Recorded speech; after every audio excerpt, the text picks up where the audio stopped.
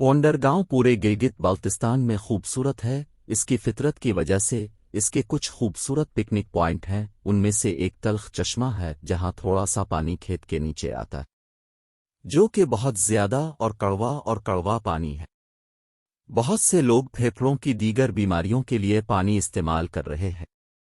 बहुत से लोग यहां आते हैं, लेकिन जब मैं पहुंचा तो मैं नहीं पी सकता, वो बहुत कड़वा पानी है।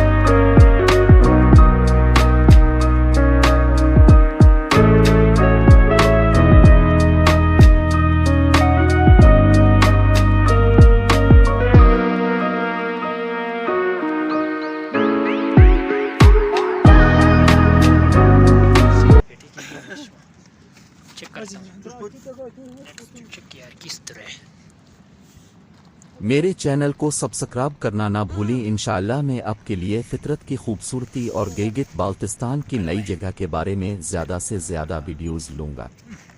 आपका छोटा सा ताउन मुझे लाइक शेयर करने और घंटी के निशान को दबाने के लिए। अपना ख्याल रखें और अलविदा, जल्द मिलेंगे।